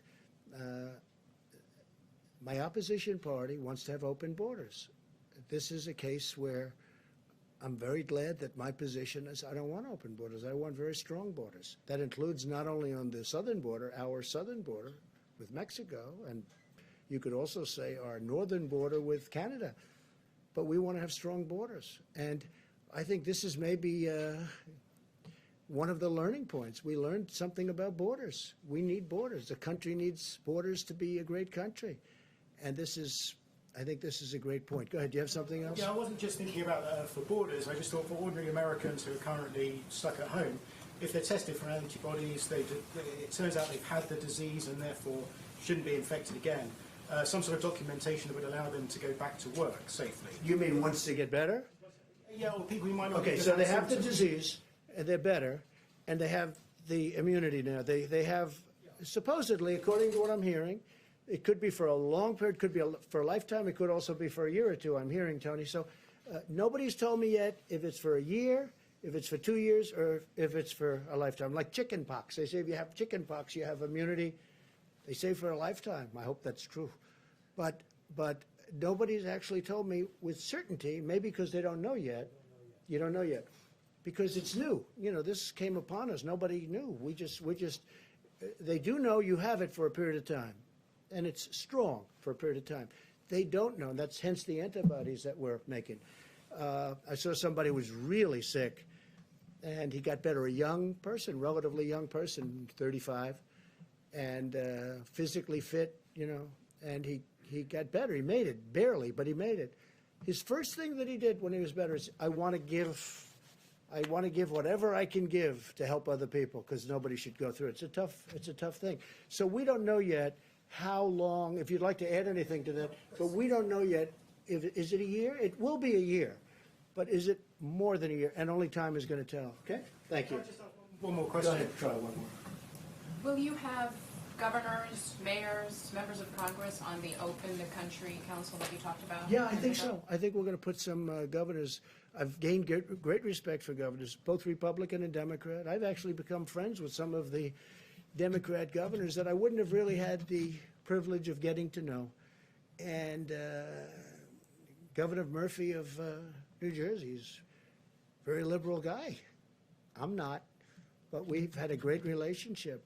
John Bell, as you know, I call him John Bell, but John Bell Edwards, people call him John Bell, sort of a cool name.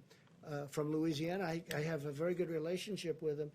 Gavin Newsom, honestly, I think we've fight or never. Hey, we're fighting right now. I want automobiles to be made cheaper and safer and stronger, but you save $3,000-4,000 per auto, and environmentally equal, or better maybe.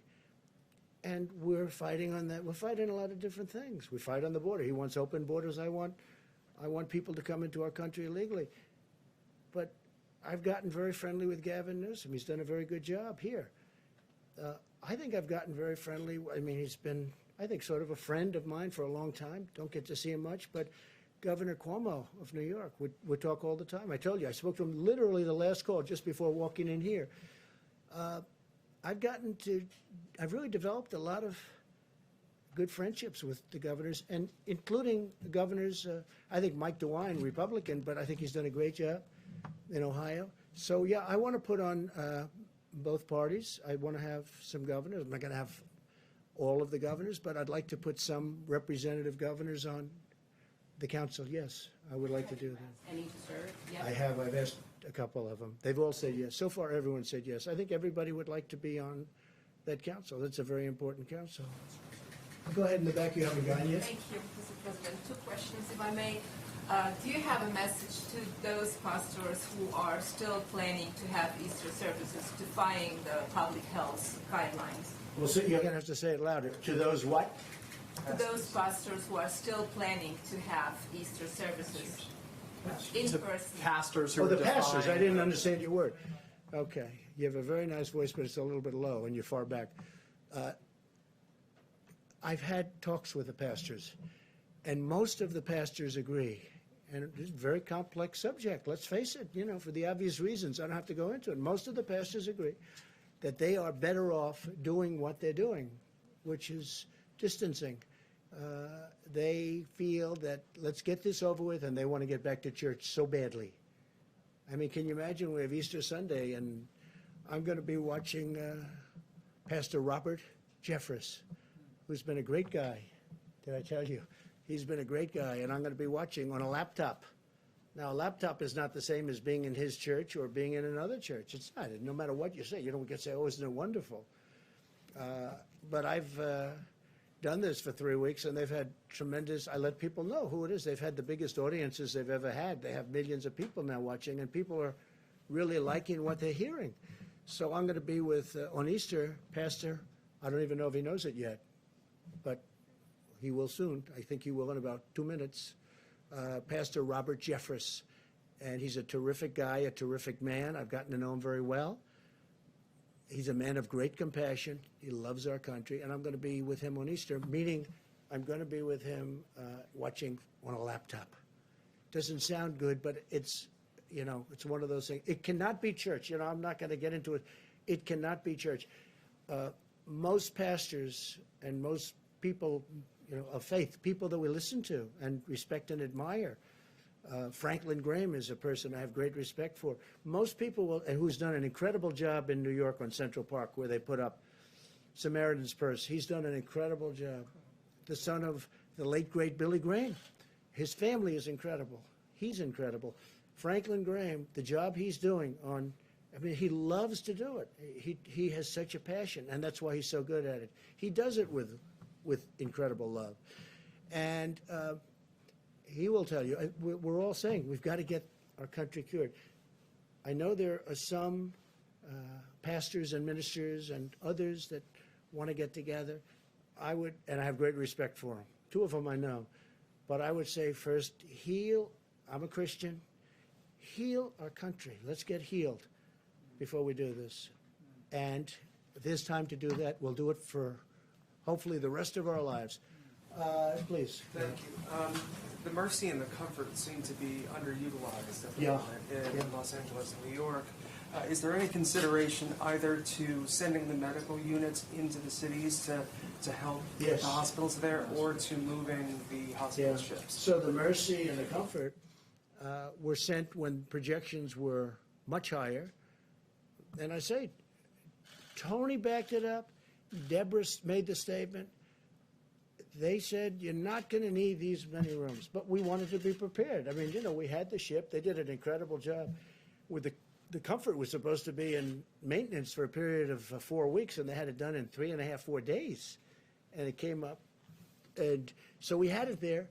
If there was a disaster from the standpoint of you needed all of the, now, I tell you, the Javits Center, Andrew will tell you, we were ready to go. It's incredible the job they did. But they're using less beds. This is a good thing, not a bad thing. They're using less beds. Now, Javits has been pretty busy over the last couple of days, and the death numbers are horrific. But you go back now, and you're finding they're going to start to come down very substantially, just based on the fact that the bed usage, the number of beds are much, much less, much, much less. So the Mercy and the Comfort were there in case they needed them. Los Angeles, where you have the one, and New York, where you have the other. They just don't. Fortunately, we haven't hit numbers where they would have been used. They're always going to be sort of overflow because they're on the edges. You know, they're not as convenient as certain places. But the people were ready, willing, and able. They were ready to go. They were going to do a great job. But fortunately, we don't need, just like we didn't need as many ventilators. When they were asking in New York for 40,000 ventilators, I had experts, these people, I listened to them. They said, you'll never need that many. And they were right. And New York now has its, and I dealt really well with Mayor de Blasio. We got him a lot of ventilators. We got Andrew a lot of ventilators. But we never felt you needed the numbers that you were talking about, and we were right on that. Now, with all of that being said, we have a lot of ventilators ready to go. We have almost 10,000 in the stockpile. That 10,000 can move rapidly. We can be within 24 hours almost anywhere. And hopefully we're not going to have to be, but it's really, this has been a great military operation. It hasn't all been military because we're dealing with great companies. We have companies that are making masks, and we're all set up on the mask tool. I just told you we have an order coming in soon, 500 million masks, 500 million. We have companies, you know the story with GM or 3M, also GM, but 3M is doing a great job. I spoke to the CEO the other day. We settled it out. We had a dispute with them, and it's now all settled. And I think they're trying to show the country something, maybe me, but the country something. So we've done, you know, I think, and not me, I'm not talking about this country, our country, the people that are doing it, Army Corps of Engineers, FEMA, these people sitting right here, people that we have in the back that are watching every word that we're saying, they've done a fantastic job. They really have done a fantastic job. Please. Thank you, Mr. President. I wanted to ask you a question about testing. You've mentioned the impossibility of testing the entire American public. So has what do we have? The Surgeon General. Hold on. What do we have? 350 million people? You're going to do 300? That's not what I'm getting at. What I'm getting at is priorities. And Dr. Birx has mentioned how there have been priorities in certain regional parts of the country. And I wanted to ask you specifically about one industry in particular, and that's food processing plants. Is there a priority to get testing at food processing plants all across the country? Well, you're asking that because of what happened. It's a fair question, too. What happened in Denver? Because in Denver, I've never seen. I said, what's going on? We're looking at this graph where everything's looking beautiful and it's coming down, and then you got this one spike. It's. I said, what happened in Denver? And many people, very quickly. And by the way, they were on it like so fast you wouldn't believe it. They knew every aspect. They had people going, not only testing, who did you see, where were you, how many people did you meet, were you out to dinner in somebody else's home, where were you, where did this number of people come from, they are totally on it. Now this just happened. I just saw it this morning. I'm looking at everything smooth, going down, topping out. Then you have this one spike in Denver. It's like, where did this come from? So we'll be looking at that, and we don't want cases like that happening. But this is the kind of thing can happen. This is very complex. This is a very brilliant enemy. You know, it's a brilliant enemy. They develop drugs like the antibiotics. You see it. Antibiotics used to solve every problem. Now one of the biggest problems the world has is the germ has gotten so brilliant that the antibiotic can't keep up with it. And they're constantly trying to come up with a new. People go to a hospital and they go for a heart operation. That's no problem, but they end up dying from problems. You know the problems I'm talking about. There's a whole genius to it. We're fighting, not only is it hidden, but it's very smart, okay? It's invisible, and it's hidden, but it's very smart. And you see that in a case like Denver. But, I think we're doing well, and they're on Denver like you wouldn't believe. I came in this morning, it was a flurry. I said, what's going on? They said, Denver. I said, what happened at Denver? Because Denver was doing pretty well. And they've got that under control. But, yeah, that would be a case where you do some very big testing. Peter? Mr. President, we learned that more than 16 million Americans filed for unemployment over the past 3 weeks. It's Good Friday. It's payday. We are seeing troubling, paralyzing lines at food banks around the country. What do you say to those Americans in need right this moment? Number one, I love them. Number two, we're working really hard. It wasn't their fault what happened. Sometimes they don't do a good job and they lose their job. That's one thing. This is a case where we take the strongest economy in the history of the world, which is what we had. More people working in the United States, Peter, than ever before. Almost, look at the numbers. 160 million people, almost, just short of 160. Excuse me. So we have the greatest economy we've ever had. And by the way, black unemployment, Hispanic unemployment, Asian unemployment, the best numbers we've ever had in virtually every way. And then you get hit like this. And it's traumatic. People that had great jobs, that went out to dinner and they didn't have any problems, they take their family, they were making good salaries, all of a sudden, you use the term cold turkey. It's cold turkey. They go from that to having no money and waiting for their checks, which are being processed very rapidly, but they have to go out and look for money. It's a terrible thing. All I say is we love them. We're working so hard, and they're going to be back.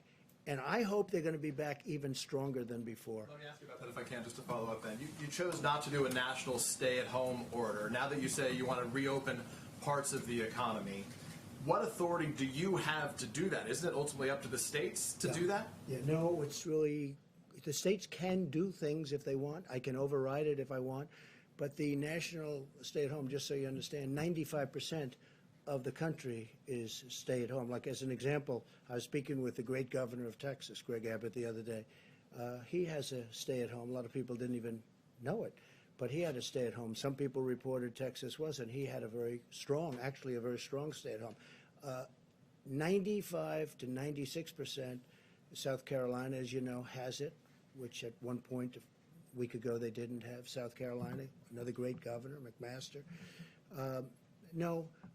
95% of the country is covered. Now, the states that aren't, and again, constitutionally, from a federalist standpoint, if I thought there was a problem, if I saw a state with a problem, I would absolutely demand it. But they're doing great. And the states that aren't are states that have not had a big problem. What authority do you have to reopen right now? The same way that it's up to the states to shut it down, it's up to them to reopen. I have great authority if I want to use it. I would rather have the states use it. I would rather, and this is so shocking for me. A lot of people are saying, wow, he's really very reasoned, isn't he? A lot of people are shocked. They think I'd do it. I have absolute authority to use it. But so far, our relationship with governors and the job they're doing, I haven't had to do it. Would I do it if I saw a state that was out of control and they didn't have the stay-at-home policy? I would do it in a heartbeat. Jeff? Mr. President, there's obviously a lot of interest in how you're going to make that decision. It's a very big decision. I don't know that I've had a bigger decision than that when you think, right? I would think. I mean, think of that decision. Somebody said it's totally up to the president. I saw this morning. It's totally up, and it is.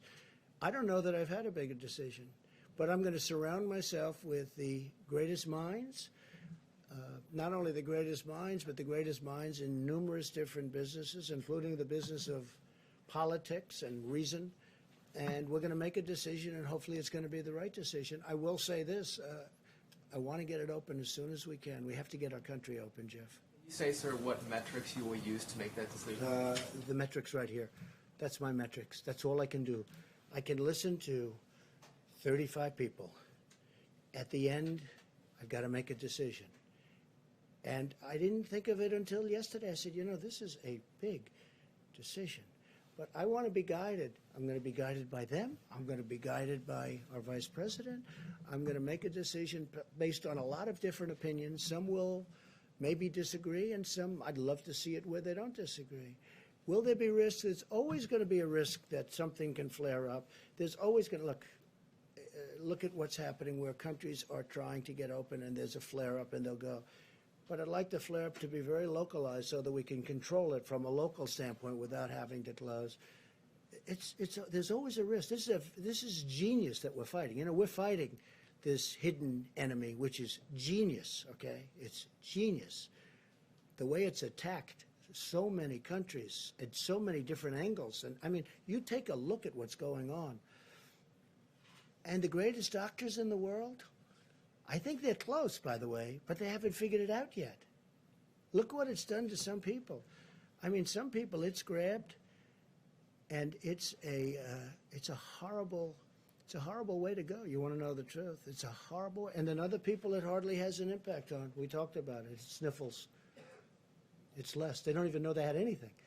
And some people, I looked at New York this morning, and I look at what's happening and the amount of people that are dying, and dying, violently dying. It's a very tough adversary, but we're going to win, and we're going to win it.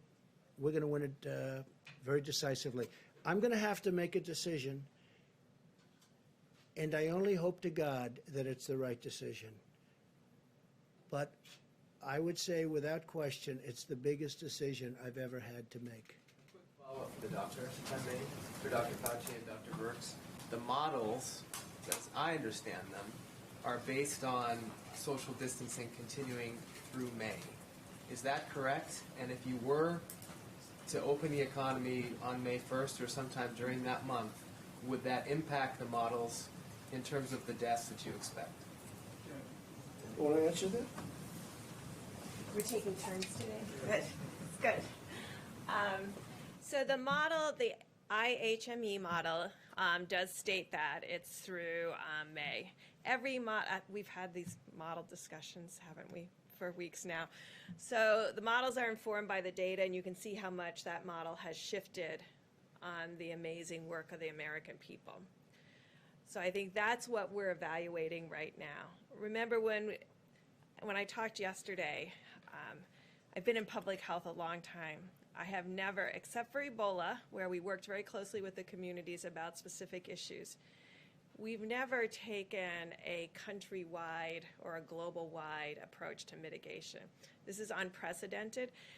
I will tell you there is nothing in the literature about specifically what to expect, and I think that's why the models continue to modify themselves based on what actually has happened with social distancing and hand washing and all of the pieces that the American people are doing, the decreasing, the closing of the bars, the closing of the restaurants, no communal eating. That was thought to be a very big issue in many of the other cultures that went through this virus. So the models continue to evolve based on the impact.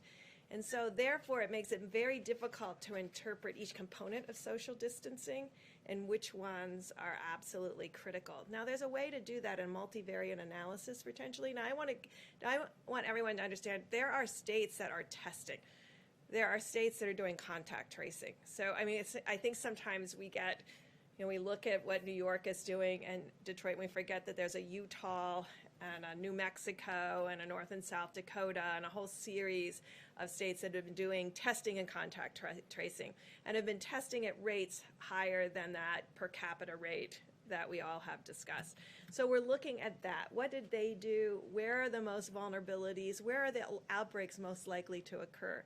And that's why I've been talking about nursing homes, because we do believe that there's a relationship between age and seriousness of disease. Not to say that there can't be young people with serious disease, but proportionally, it's a smaller piece with serious disease. And so when you have that kind of spectrum where the older and the more complicated, the higher the severity, you get the impression that there may be more asymptomatic in younger age groups, and that's where the antibody test comes in. So when you put all these pieces together, you're trying to understand where